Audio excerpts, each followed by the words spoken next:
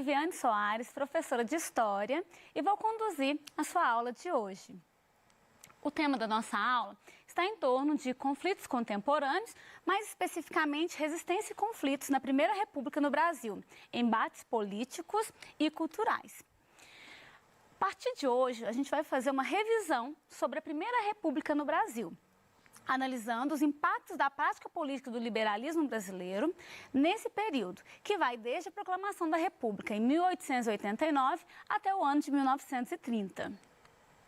Espera-se que ao final dessa aula você seja capaz de analisar e compreender os impactos da prática política do liberalismo brasileiro, da Primeira República, sobre os segmentos menos favorecidos da população, trabalhadores urbanos, camponeses e setores médios. Analisar as ações do Estado republicano em favor da modernização e seus impactos sobre a população, considerando a reação ao papel do discurso científico, o higienismo. Por dentro dos conceitos. Nós vamos trabalhar hoje, então, a Primeira República. Mas antes de falarmos da República, precisamos compreender aí, né, o que se trata ao dizer República, o que a gente tinha antes dessa Primeira República no Brasil. Então, olha, diferenciando aqui monarquia, que é o sistema que a gente tinha anteriormente, né, antes da proclamação da República, em 1889.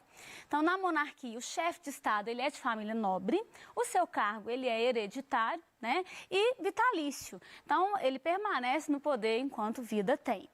No caso da República, nós temos o chefe de Estado, ele é escolhido, né, por meio aí, ele é eleito, né, por meio de um voto, e o poder dele, ele é circunscrito a um determinado período. Essas são regras gerais, né, vamos pensar de modo geral, algumas características principais desses dois sistemas. Então, o que a gente vai analisar agora é a transformação aí, né, de monarquia para república no Brasil e os primeiros anos dessa república. Contexto histórico, então, final do século XIX, nós temos aí na monarquia como governante Dom Pedro II, que está com seu poder fragilizado, né, está enfrentando uma série de questões que nós vamos ver a seguir. São as questões do Império, elas foram determinadas assim, né, foram chamadas assim. Então, são três questões principais, questão militar, a questão abolicionista e a questão religiosa. A questão militar é uma referência à posição, né, o posicionamento dos militares do Brasil nesse contexto pós-Guerra do Paraguai. Então, os nossos militares, eles voltaram da Guerra do Paraguai mais fortalecidos, vamos dizer assim, né? E o Exército compreendendo que ele deveria ter um papel mais significativo na política brasileira. Então, o Exército, ele começa a demandar uma participação maior e a compreender e difundir, né, em seus discursos a ideia de que o governo brasileiro, ele tinha que ser regido pelos mais capazes, né? E ao se tratar de mais capazes, eles referiam, claro, o exército como mais capaz nesse contexto. Então, surge até um imaginário do soldado cidadão, aquele que tem uma missão aí, né, para transformar a sociedade, para permitir uma modernização na política, e eles vão, à medida, né, que se desenvolvem essas ideias, há uma aproximação também de ideias republicanas. A outra questão é a questão religiosa. Então, durante esse período da monarquia no Brasil, existia um grande poder por parte do rei com relação à igreja. De forma que o rei, ele conseguiria, por meio de benefícios que ele possuía, né, determinar integrantes do clero, indicar, vamos dizer, esse integrante do clero. Esse rei também, ele tinha o poder de assinar concordando ou não com uma determinação religiosa. Então, uma questão que fica clara aí nesse período final do governo de Dom Pedro II é que a igreja, ela criou uma determinação de que não seria permitido maçons dentro do clero. E era preciso seguir. Mas como no Brasil existia aí, o poder do Dom Pedro II, que só seguia as determinações a partir do momento em que ele assinasse, né, ele não concordou com essa determinação. Então ficou um embate entre os religiosos no Brasil querendo seguir a ordem determinada pelo Papa e o rei que não queria seguir aquela ordem, até porque o rei, ele era muito próximo dos maçons. Então o que acontece? Alguns padres, né, alguns religiosos que até enfrentaram o rei, chegou a acontecer de bispo ser preso, mas o rei não permitiu que essa regra, né, fosse cumprida aqui. E esses embates, eles acabam enfraquecendo aí aquela aproximação que existia entre igreja e rei. Então, o rei, ele perde um pouco o apoio, né, da igreja. Outra questão importante para a gente é a questão abolicionista. A gente está falando de um contexto em que já havia, né, várias discussões em torno da necessidade de abolição da escravidão. O movimento abolicionista, ele estava bem grande, né, tinha bastante força e era um caminho também, né, que é, bem dizer, um caminho sem volta. Se a gente pensar que o Brasil, ele estava atrasado, né? Ficou para trás nessa questão da abolição da escravidão. Isso fazia com que a pressão fosse muito maior e o rei, ele tinha que lidar com duas questões. Por um lado, atender os anseios, né, dos abolicionistas de maneira geral, de uma sociedade como um todo, de outros países. A gente pensar na América, né, como um todo, a gente não tem mais esse sistema de escravidão e o Brasil permanecer. Então, ele ficava sofrendo essa pressão de um lado e de outro lado, os proprietários de escravos, que, por terem comprado escravo no momento em que a escravidão foi permitida, eles começam a questionar. Eles vão receber indenização? O governo vai devolver para eles o direito que eles gastaram? Então, há esse embate também. E uma clara associação, gente, porque os países da América aboliram a escravidão e instituíram a república. O Brasil tinha a escravidão e a monarquia. Então, eles começam a relacionar. Será que se nós fôssemos uma república, a gente ainda teria escravidão? Então, são discussões que estavam aí muito fortes e problemas para Dom Pedro II enfrentar nesse finalzinho aí do seu governo. Então, a gente tem aqui até uma charge em que Dom Pedro II está, né, meio que preocupado, vamos dizer assim, dizendo, olha, o governo vai cair, eu já briguei com os fazendeiros, já briguei com a igreja. No caso, ele se refere ao exército, e aí o membro do exército fala para ele, fala assim, quem mandou você criar questões militares, né? Numa referência que também o setor militar estava tendo problemas com o rei.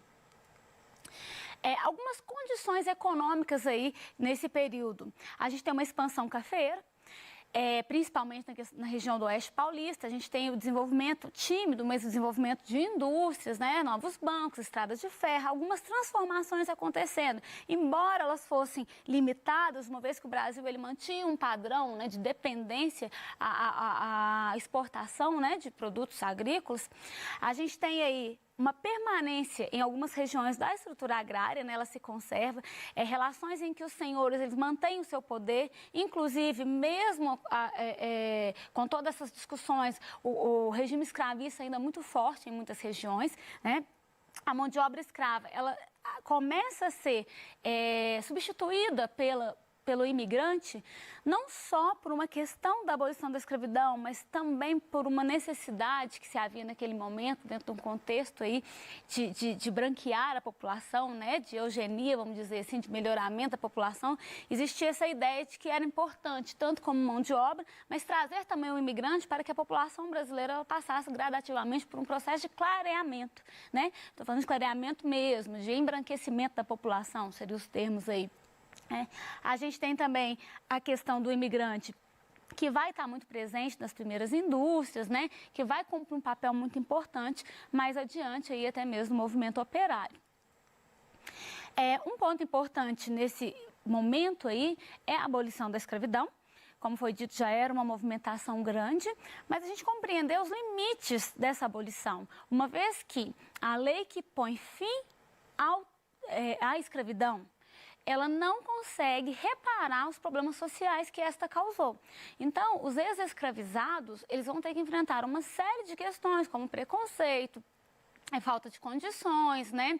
A exclusão na sociedade, a marginalização e todos esses fatores que eles vão ter que enfrentar, muitas vezes eles estão ligados aí a medidas que são institucionais, né? Leis, por exemplo, que são criadas naquele contexto, que impede o acesso à propriedade, né? Que limita certos tipos de trabalhos que não podem ser feitos pelos negros. Então, há aí uma dura batalha logo após a abolição da escravidão, deixando claro que foi um ponto importante nesse avanço aí, né, para a liberdade dos negros, mas cheio de limitações com relação aos direitos aí, às questões sociais. Qual a situação política desse governo de Dom Pedro II, então? A gente tem a falta de habilidade para resolver, né, esses impasses que ele estava vivenciando, a gente tem a perda de apoio, né, grupos importantes que até então apoiavam ele foi perdendo.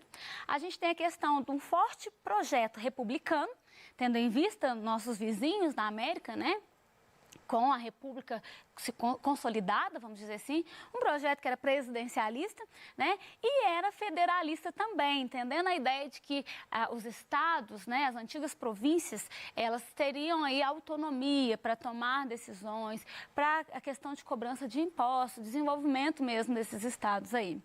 A gente tem também a disseminação das ideias liberais, né, que vai chegar no Brasil também, juntamente com as ideias positivistas, né, que vão aí ter como precursor o pensador Auguste Comte, que vai tentar, né, vai buscar a utilização de métodos científicos aplicados às questões sociais. Então, o próprio emblema da nossa bandeira, né, a ordem e progresso, faz parte desse pensamento, né, na ideia de ter a ordem como meio, um progresso como fim, tentar aplicar meios aí da ciência mesmo para as outras questões de maneira geral, aí, questões sociais, questões políticas. E é bom reforçar, né, da influência que a gente tem dos outros países que já tinham república, e em especial o exemplo dos Estados Unidos. Então, a proclamação da República, ela vai se dar aí em meio a essa aproximação que a gente tem entre os republicanos, os que defendiam aí esse sistema, e também os militares, que já estavam caminhando nessa direção. A gente tem alguns monarquistas aderindo à causa, né? Os monarquistas seriam aqueles que anteriormente defendiam a monarquia, eles começam a se abrir para as ideias republicanas. A gente vai ter também nesse contexto os boatos, né? Começa a divulgar aí que o Dom Pedro estava tentando organizar uma repressão aos militares, e isso ajuda no desenvolvimento desse processo que vai culminar na proclamação da República. Então, no dia 15 de novembro de 1889, Deodoro da Fonseca, ele vai assumir o comando das tropas, né? E ele vai depor o ministério que estava aí tomando frente no quartel-general do Exército. E 2 dias após, a família real, ela é mandada para o exílio, né? Então, a gente tem aí o fim da monarquia no Brasil, a família real, ela é retirada, e a gente vai ter a instituição aí, né? O caminhar de um novo modelo aí, que vai ser o republicano. Tem uma chargezinha, né, que vai tratar um pouco sobre esse contexto. Ela fala assim, ó, já pensou se a internet estivesse bombando na época em que o Brasil foi proclamado república? Aí tem os comentários, né? Primeiro, Deodoro da Fonseca falando, 1 milhão de curtir na página Brasil República no Facebook. Depois tem aí um militar falando, pesquisa aí, liberdade, liberdade, tá bombando no YouTube. Uma senhorinha pergunta, mas o Brasil não é mais monarquia? E aí a gente tem o outro respondendo, acho que não. A hashtag perdeu Dom Pedro II está em primeiro no Twitter. Esse aqui é uma forma, né, uma charge tentando brincar um pouco com essa questão. A gente sabe que a gente está falando de um contexto atual, né, uma vez que seria impossível qualquer tipo de associação, né, naquele contexto, já que a gente não tinha essas possibilidades. Se trata aí até de um anacronismo, mas é uma brincadeira em se dizer... em se fazer um contraponto, né? Se hoje a gente fala dessa comunicação, de como as coisas chegam em todos os lugares, mas e naquele contexto? Uma frase que ficou muito conhecida, que é atribuída a Aristides Lobo nesse contexto, é que ele diz assim, e o povo assistiu bestializado o movimento. Parecia uma parada militar. Então, ao contrário da brincadeirinha lá da charge, naquele contexto não houve um esclarecimento ou uma participação popular. Muitas pessoas nem perceberam que o Brasil tinha passado por essa mudança, deixou de ser monarquia para ser república. Quem viu alguma cena, entendeu que era uma parada militar somente, né? E só mais tarde é que a gente vai ter aí esse conhecimento por parte da população daquela transformação pela qual o Brasil passou. Então, fica muito claro que há uma ausência aí, né, de participação por parte de grande parte dos brasileiros aí, nesse momento histórico aí, nesse momento importante do Brasil. Em se tratando da Primeira República, 2 momentos para a gente aqui, que a gente faz uma divisão da Primeira República. Então, primeiramente, a República da Espada, que é de 1889 a 1894, e depois a República Oligárquica. Nesse momento agora, vamos falar da República da Espada. Esse nome, República da Espada, é uma referência à arma do Exército, né? A espada aí como uma importante arma aí utilizada durante muito tempo pelo Exército. E por que chamar de República da Espada, então? É porque membros do Exército, militares, é que governaram o Brasil. Então, de 1889 a 1894, a gente teve militares governando, por isso, República da Espada. Bom, dois especificamente, né, dois presidentes nesse contexto nosso aí. Primeiro, Deodoro da Fonseca, que vai assumir provisoriamente, depois ele vai assumir constitucionalmente, né? Então, ele teve algumas tarefas importantes logo que ele assumiu, né? O banimento da família imperial, a questão de assumir os compromissos da monarquia, né? Todos os compromissos e dívidas, inclusive, a preocupação em se elaborar uma Constituição republicana. Então, a gente tem um novo sistema, a gente precisa, então, das leis de acordo com isso. Então, a gente precisa de uma Constituição. Foi também um ponto importante para ele. E também ele vai vivenciar nesse contexto uma política econômica que visa a industrialização no Brasil, embora ela não tenha o resultado esperado, foi chamada encilhamento, né? Que é a política econômica do Rui Barbosa, que por meio da emissão de moeda, ele tentou incentivar a indústria, só que o efeito foi o contrário, uma vez que indústrias fantasmas foram criadas e o desenvolvimento que era esperado, ele não aconteceu de fato. Depois a gente tem o governo Floriano Peixoto, que ele vai tentar conter as instabilidades da República, vamos dizer assim, né? A especulação, a inflação, que foi gerada, inclusive, por essa política econômica do governo anterior, né? A gente vai ter aí a questão dele tentar controlar as revoltas. O Marechal Deodoro da Fonseca, ele era um presidente mais autoritário, ele se aproximava muito do monarquismo, né? Ele ainda tinha aquela ideia. Então, ficou muito claro, enquanto ele governava, as medidas autoritárias. Ele chegou a fechar o Congresso, por exemplo, porque ele queria tirar do poder alguns presidentes de Estado que ele não concordava. Então, tudo isso fez com que ele sofresse uma forte oposição. O Deodoro da Fonseca, ele renunciou, e foi assim que Floriano Peixoto assume logo em seguida, tá? O Floriano Peixoto, ele vai ter um papel muito importante, porque ele também vai enfrentar revoltas. A gente tem a revolta da Armada e a revolta federalista acontecendo, e ele precisa pôr um fim, né, nessas revoltas, o que deu a ele o título de consolidador da República, também conhecido como Marechal de Ferro, por causa da firmeza dele para conter aí, certo? E o outro contexto nosso aqui é a República Oligárquica, que é um período aí que ele é marcado por maior autonomia dos estados. O federalismo, ele dá mais autonomia, isso dá um desequilíbrio dos estados com relação ao plano nacional, uma vez que os estados conseguiam fazer acordos e controlar a política, né? É uma marca muito grande aí o predomínio dos estados de São Paulo e Minas Gerais e também a força e o poder por parte dos coronéis, que eram fazendeiros que desde o Império havia recebido esse título de coronel e tinha uma interferência muito grande na região em que ele estava inserido. Então, o coronelismo é esse sistema em que o coronel, ele interfere até mesmo na questão política local, de forma que ele consegue controlar as pessoas que vivem naquela região, por meio da troca de favores, ele conduz a população para um determinado candidato, né? A gente tem o clientelismo, que é justamente se oferecer prêmios, emprego, comida em troca de voto. E uma prática comum nesse contexto foi o voto de cabresto, que é uma referência ao cabresto mesmo do animal, né? Ao dizer que o coronel, ele conduz o eleitor para fazer o que ele estava desejando aí, né? E nesse paraíso das oligarquias, as práticas eleitorais fraudulentas não podiam desaparecer. Elas foram aperfeiçoadas. Nenhum coronel aceitava perder as eleições. Os eleitores continuavam a ser coagidos, comprados, enganados ou simplesmente excluídos. Dentro também dessa política, nós temos a política do café com leite, que era um acordo entre os estados de São Paulo e Minas Gerais, de forma que esses dois estados, com o número de votos que eles tinham e o poder econômico, eles conseguiam conduzir a eleição, determinando qual candidato à presidência deveria ter mais força, né? Geralmente, a gente teve muitos paulistas e mineiros assumindo o poder, o que não quer dizer que foi um revezamento ano a ano, uma vez que eles também poderiam apoiar candidatos de outra região. A política dos governadores também foi uma forma de fortalecer o poder do governo federal, uma vez que o governo federal ele exercia o controle, né, com os governadores na tomada aí de decisão, nas eleições, então um apoiava o outro. Então o governo central ele favorecia os estados e os estados não iam contra as medidas tomadas pelo governo. Não havia aí uma grande interferência do executivo nos estados, justamente por causa dessa política dos governadores. Nos aspectos econômicos, a gente vai ter aí o café como principal produto, né? A industrialização ainda tímida, né? Mas caminhando aí para que o Brasil pudesse alcançar aí a modernidade tão sonhada. Vamos testar nosso conhecimento?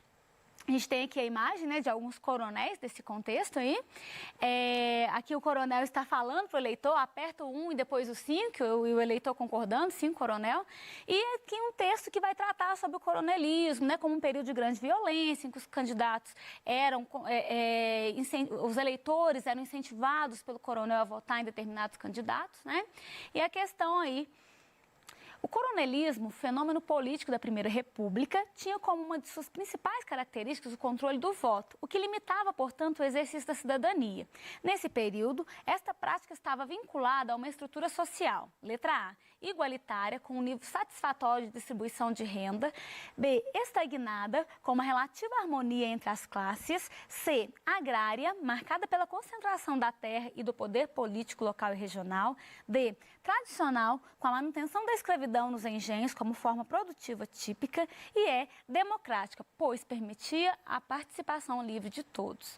Na resposta, letra C, agrária, marcada pela concentração de terra e do poder político local e regional. Uma dica para o estudo também, para buscar recapitular aí o que a gente falou, né? É a utilização do mapa conceitual, em que vocês podem colocar aí as questões do Império e também as questões referentes aí à República Oligárquica que foram tratadas até aqui. Que algumas ideias, né, algumas possibilidades, República da Espada, referir-se aos militares no poder, encilhamento, no caso da República Oligárquica, uma referência aí ao coronelismo, a política do café com leite. Fique ligado, na próxima aula estudaremos os aspectos sociais da Primeira República. Até lá!